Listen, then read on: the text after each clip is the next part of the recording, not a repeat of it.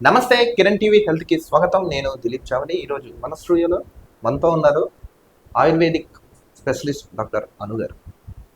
Doctor గారు నమస్తే. నమస్తే అండి.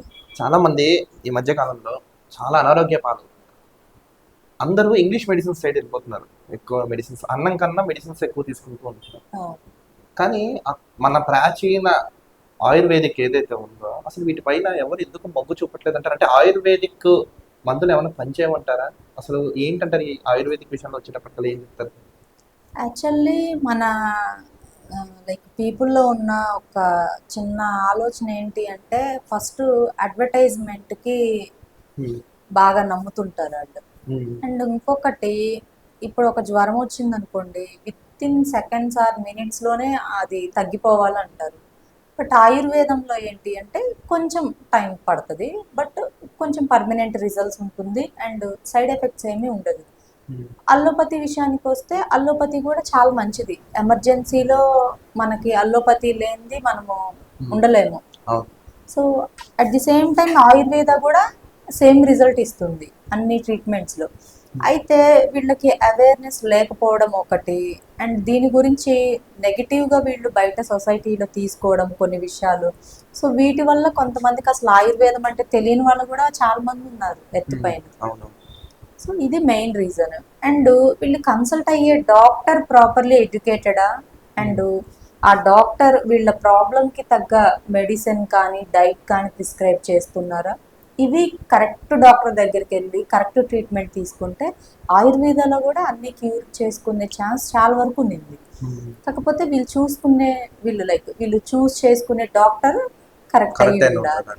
కానీ ఆయుర్వేదిక్ అనేటప్పుడు చాలా మంది వేడి అంటారు, అది నిజమే అంటారు అసలు? చూడండి, ఆయుర్వేదిక్లో వేడి అనేది ఇది ఎక్కడా మనకి ప్రూవ్ అవ్వలేదు. అండ్ అల్లోపతి తీసుకుంటే వేడి చేయదు అని ఇది కూడా ఎక్కడా మనకి లేదు. ఫర్ ఎగ్జాంపుల్ మనం ఒకటి తీసుకుంటే, మనము ఒక ఫుడ్ని ఎవ్రీడే తీసుకుంటున్నాము, కొన్ని ఇయర్స్ నుంచి తింటున్నాము. అది మన బాడీకి ఇప్పుడు తీసుకున్న మంచిగా డైజెస్ట్ అవుతుంది, హ్యాపీగా ఫీల్ అవుతుంది మన గట్ అనేది. కొత్తగా మనం తీసుకొని ఫుడ్ ఏదైనా మనము ఎప్పటి నుంచో ఆ ఫుడ్ తినకుండా ఇప్పుడు మనము ఒక కొత్త ఫుడ్ని తీసుకున్నాం అనుకోండి, ఆటోమేటిక్గా మన గట్ డిస్టర్బ్ అవుతుంది. కొంచెం మనకి వామిటింగ్స్ లాంటివి అవ్వడం, మోషన్స్ లాంటివి అవ్వడం, లేదు అంటే డైజెషన్ అనేది ప్రాపర్గా లేకుండా కొంచెం స్టమక్ అప్సెట్ లాంటిది ఉంటుంది. అంటే ఏంటి, మనం కొత్త ఫుడ్ని మన బాడీకి ఇచ్చాము అంటే అది యాక్సెప్ట్ చేయదు. లైక్ మెడిసిన్ కూడా అంతే. చాలా మందికి ఏంటి, బై బర్త్ నుంచి అల్లోపతి అలవాటు అయ్యింది. సో అది వాళ్ళ బాడీ ఆ మెడిసిన్ని ఫాస్ట్గా యాక్సెప్ట్ చేస్తుంది. ఆయుర్వేద ఏంటి, కొత్తగా ట్రై చేస్తారు. సో ఇది ట్రై చేయగానే వేడి అంటారు, బట్ అది అనేది మనకి ఎక్కడా లేదు.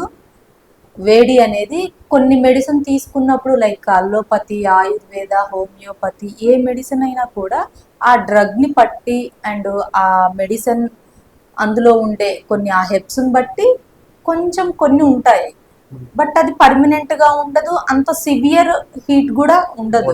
వీళ్ళ వే ఆఫ్ థింకింగ్ అలా ఉంటుంది అంతే. కానీ ఈ మధ్య కాలంలో ప్రతి వ్యక్తి, ఆడవాళ్ళైనా మగవాళ్ళైనా, వెయిట్ గెయిన్ లేదా వెయిట్ లాస్ కోసం తెగ ట్రై చేస్తున్నారు. అసలు వెయిట్ గెయిన్ అవ్వడం మంచిదా, వెయిట్ లాస్ అవ్వడం మంచిదా అంటే ఏం చెప్తారు?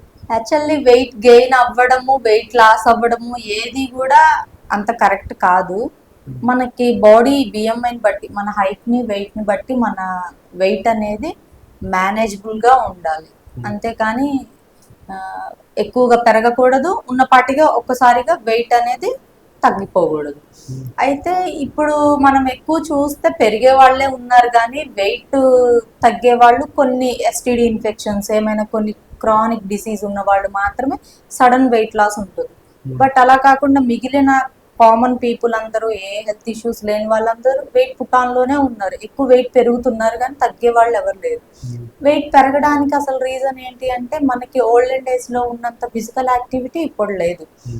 అండ్ అప్పట్లో మనకి ఇప్పుడున్న ఫుడ్ ఆపర్చునిటీస్ అప్పట్లో మనకు లేదు. అండ్ ఇప్పుడున్నంత ఆన్లైన్ టెక్నాలజీ అప్పట్లో మనకు లేదు. నీకు ఎంత ఆకలేసినా నువ్వు పక్కనున్న కొట్టుకెళ్ళి, అది కూడా ఒక టైం ఉంటుంది, అప్పుడు దొరికే ఆ ఇడ్లీ, పూరి, దోశ మాత్రమే తీసుకోవాలి. లేదు అంటే పస్తైనుండా, లేదంటే ఇంటికి వచ్చి మళ్ళీ ఫుడ్ ప్రిపేర్ చేసుకోవాలి. అండ్ ఇప్పుడున్న హోటల్స్ అవి అప్పట్లో లేవు. అప్పట్లో ఏంటి అంటే మనకి అవైలబిలిటీ తక్కువ ఉంది, హార్డ్ వర్క్ కొంచెం ఎక్కువ ఉండింది, దానివల్ల మెటబాలిజం మనకి కరెక్ట్ ఉండేది. సో వెయిట్ అనేది పెరగకుండా మేనేజ్ గా ఉండేది మన బాడీ వెయిట్ అనేది. ఇప్పుడు ఏంటి, టెక్నాలజీ పెరిగే కొద్దీ అన్ని అవైలబిలిటీస్ ఎక్కువైపోయాయి, దానివల్ల ఇష్టం వచ్చిన ఫుడ్ ఇష్టం వచ్చినట్టు ఒక ప్రాపర్ టైం లేకుండా అది తీసుకునే ఫుడ్ అసలు అందులో ఏం న్యూట్రిషన్ ఉంది, ఆడు ఏ ఆయిల్తో ప్రిపేర్ చేస్తున్నారు, ఇవేమీ కూడా చూసుకోకుండా టేస్ట్ బాగుందా, మన మైండ్ మన గట్ వాటిని ఎంజాయ్ చేసిందా లేదా, అంతే. ఇది ఒక్కటి చూసుకున్నారు, ఆర్డర్ పెట్టేస్తున్నారు, తింటున్నారు. అది 2 days వరకు మీకు డైజెస్ట్ అవ్వదు, స్టమక్ అంతా అప్సెట్ అవుతుంది. అప్పుడు మళ్ళీ రియలైజ్ అవుతారు, 1 week స్టాప్ చేస్తారు, మళ్ళీ నెక్స్ట్ వీక్ ఆర్డర్ కంటిన్యూ చేస్తారు. కంటిన్యూ చేస్తున్నాం. సో ఇలాంటి లైఫ్ స్టైల్ అనేది ఉండింది ఇప్పుడున్న పీపుల్లో.